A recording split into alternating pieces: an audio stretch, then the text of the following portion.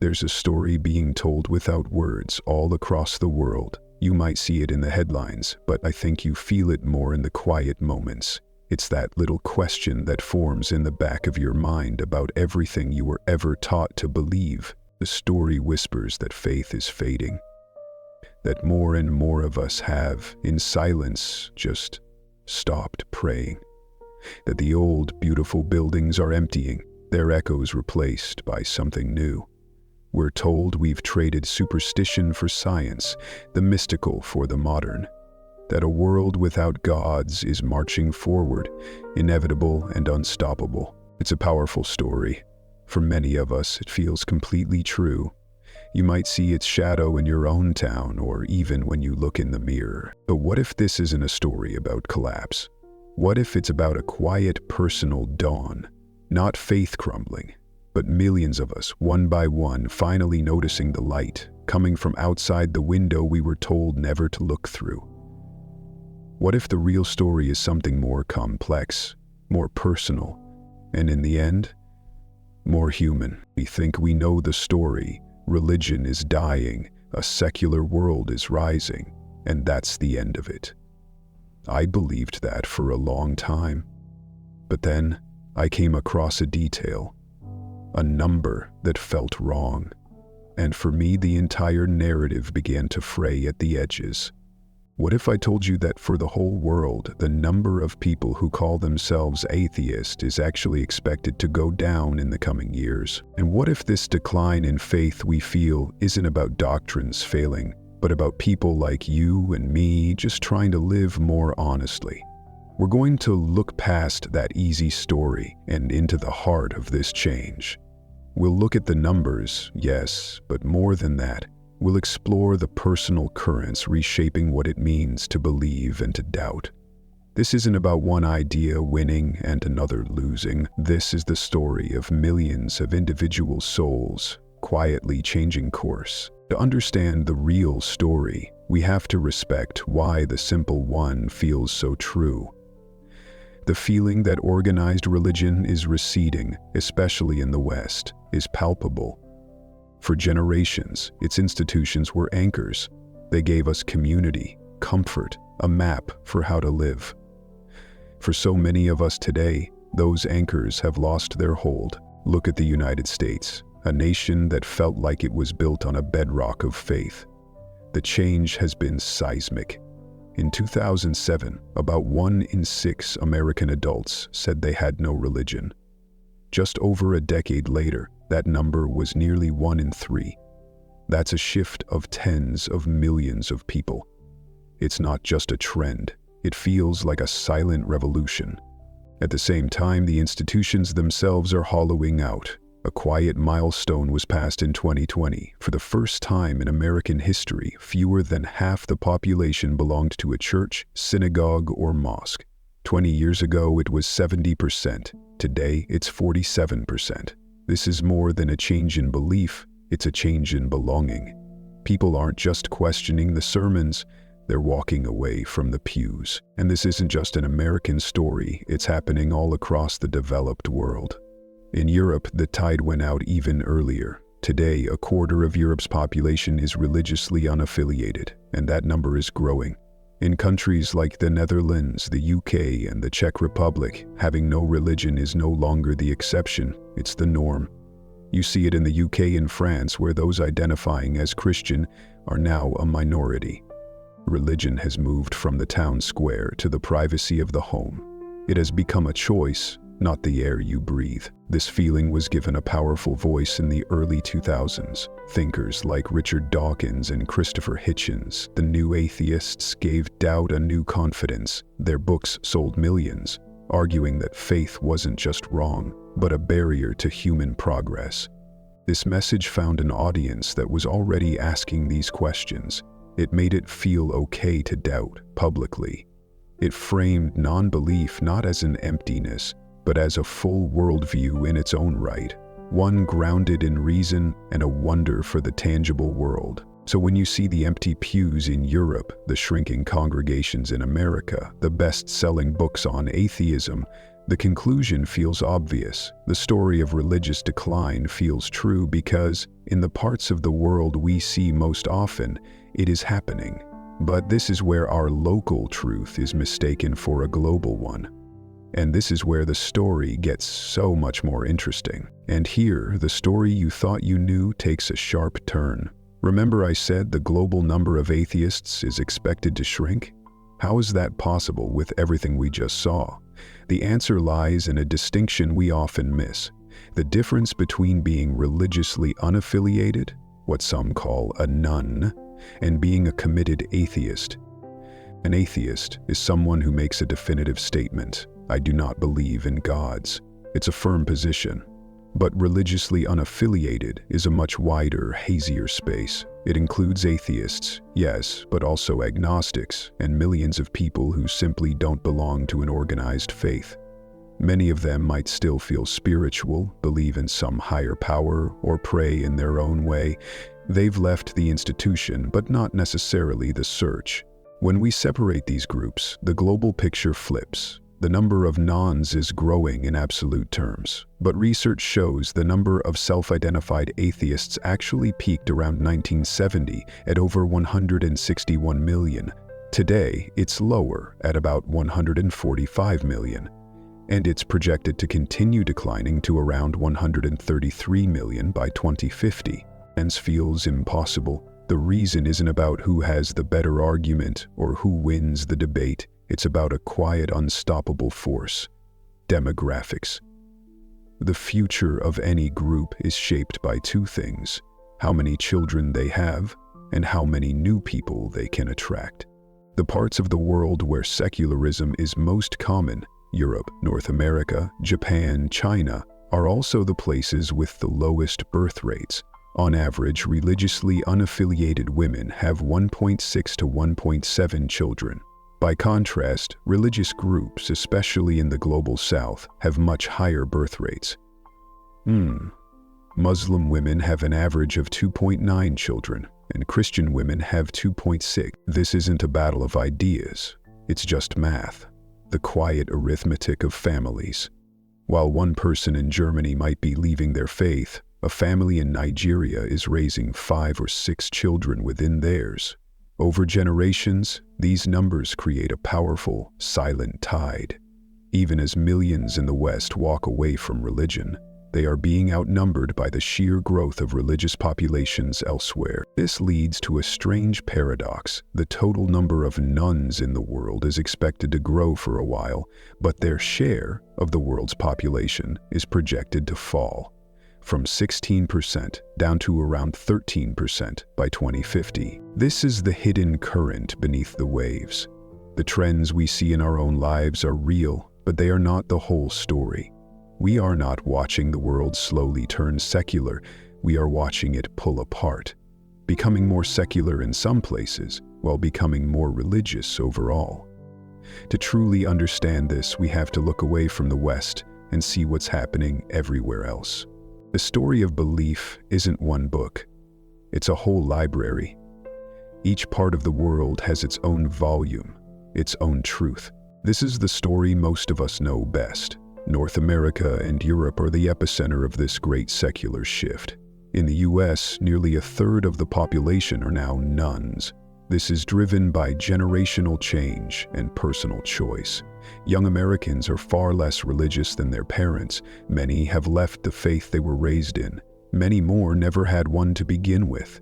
It's less a rebellion and more a quiet drift. And if the US is on a journey, much of Western Europe has already arrived. In places like Iceland, the Netherlands, and Norway, the shift is profound. In the UK, for the first time in modern history, fewer than half identify as Christian. In France, with its fierce defense of secularism, it's much the same. In these places, being secular isn't a statement, it's the default setting.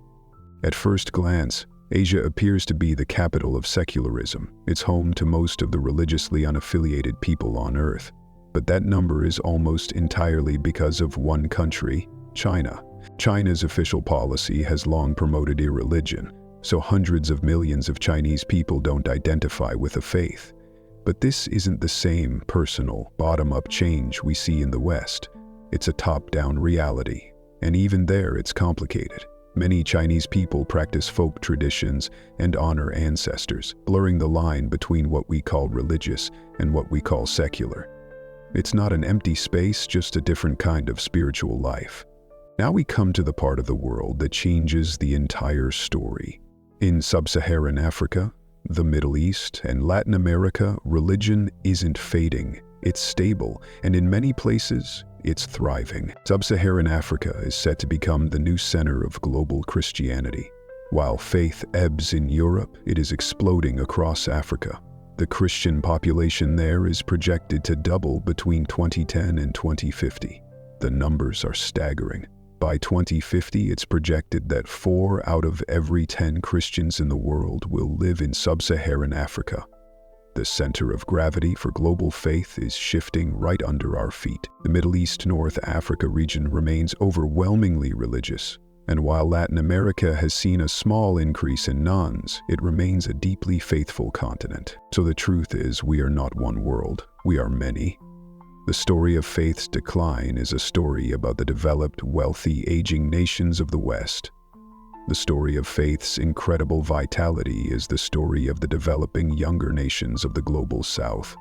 The world isn't becoming one thing, it's diverging into two. If this change isn't a global destiny but a regional one, we can ask a better question. Why is it happening so profoundly in the West? The reasons are a mix of security, culture, and a deeply personal quest. It's not about rebellion, it's about exhaustion. Not blasphemy, but fatigue. Sociologists have a simple idea. When life is precarious, when you worry about sickness, poverty, and survival, religion offers deep comfort. But as societies grow safer, with social safety nets and healthcare, that constant underlying fear fades. When you feel safe, when you feel some control, you finally have the space and the courage to ask if the old answers still fit. This is woven together with the rise of science. For centuries, religion gave us the answers. Science came along with a different method, but it's more than that. Our modern world runs on systems that feel powerful, almost magical. They begin to occupy a space of authority once reserved for the divine. Then comes the call to live an authentic life. We are taught to value our own journey, to find our own truth. This can sit uneasily with faiths that demand obedience to an ancient code. I know what that's like. I also was afraid to leave that whole system of belief. But one day you realize you're not the only one feeling that way. You realize you've been living with a borrowed faith, and you decide, quietly, to give it back. You realize you've been living with a borrowed faith, and you decide to give it back, not in anger, but in a search for a truth that is finally your own. This is the strongest force of all. One generation after another, slowly letting go. That moment you decide to stop saying the prayers you were taught. It is not an act of betrayal. It is an act of courage. There's no thunder, no punishment. You just stop going to that building and realize the world didn't end. And I'll be honest, sometimes I envy people who still believe, who have that certainty in community. But for many, it's a quiet exodus, a slow drift, until one day you realize faith simply isn't a part of your life anymore. And that drift, happening millions of times over, is what is changing our world. So, where does this all leave us? We've taken apart the simple story of a world turning atheist and found something messier, more human. The future isn't a simple line. It's a great global divergence. The story we started with is both right and wrong. It's right about the feeling in the Western world. Here, the power of old institutions is fading. The number of nons is growing. For those of us living here, this shift feels profoundly real. But the story is wrong to think this is everyone's destiny. The world as a whole is not becoming less religious. In fact, because of demographics, it's on a path to become more so. The demographic energy of the global South is redrawing the spiritual map of the world. This creates the central paradox of our time. We live in a world that is becoming more secular and more religious, at the very same moment. What does that future look like? It will likely be more polarized. We already see it in the US, a widening gap between the deeply religious and the rapidly growing secular community. Globally, we may see a similar split, a secular, aging, wealthy global north coexisting with a deeply religious, young, and developing global south. Living in this reality can make you feel disoriented. If you're religious in the West, you may feel like your way of life is under siege. If you're secular in a devout country, you may feel incredibly alone. Leaving a faith, while it can be a return to yourself, can be painful. It can cost you your community, even your family. Understanding this isn't just about facts. It's about finding the empathy to live in a world where our truths are pulling apart. This is a deeply personal story, and the picture is always changing. How this all looks from your corner of the world is a vital part of it. What are the conversations about faith and doubt happening where you live? Do you see these trends or something else entirely? Please, share your experience in the comments below.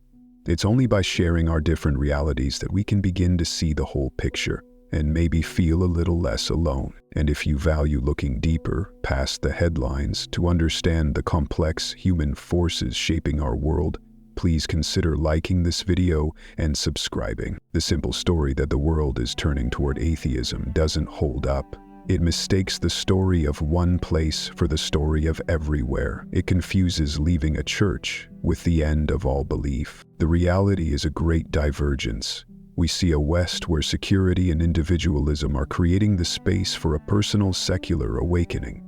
At the same time, a demographic explosion of faith in the global South is poised to redefine the world's religious landscape for centuries. There is no winning side. There is only a world remaking itself. The question isn't whether the world is becoming less religious. A better question for our time is this: how is the very nature of belief, non-belief, and identity changing in the 21st century? And what will that mean for how we all learn to live together in a world of diverging truths? Thank you for still being here. If you've watched this far, it probably wasn't just curiosity that brought you here. It was something quieter, something personal, maybe a feeling you've carried but never put into words, a slow shift in how you see the world, a question you didn't ask out loud, but one that's been echoing for a while. This wasn't a video about right and wrong, belief and disbelief. It was about the space in between where most of us actually live, the space between inherited faith and chosen meaning, between certainty and honesty, between what we were told and what we've started to sense for ourselves. And maybe, if this landed anywhere inside you, it means you've been in that space too. Maybe you felt that quiet discomfort sitting in a room where everyone else still believes, or that strange relief the first time you admitted just to yourself that you don't. And quiet is not bad. Solitude, not out of anger, not out of pride, but because pretending started to feel heavier than letting go. If any of that sounds familiar, I just want to say I see you. You're not broken. You're not lost. You're just waking up. And it doesn't have to be dramatic. Sometimes awakening is as small as not saying amen, as gentle as silence, as honest as finally telling the truth to yourself. The truth that you don't have to have it all figured out. That I don't know is not weakness, it's the beginning of something real. And if this video gave you even a moment of clarity, even a flicker of recognition, then I'm grateful. Not for clicks, not for numbers, but because it means the conversation is still alive. That in a world of noise and pressure and pretense, there are still people choosing to feel, choosing to question, choosing to live on their own terms. So thank you not just for watching, but for thinking, for being one of the few who make it to the end, not because it was easy, but because something in you wanted the whole picture. Whatever your story is, wherever you are in your journey, I hope you know this. You're not the only one walking this quiet path, and the questions you carry, they're worth asking.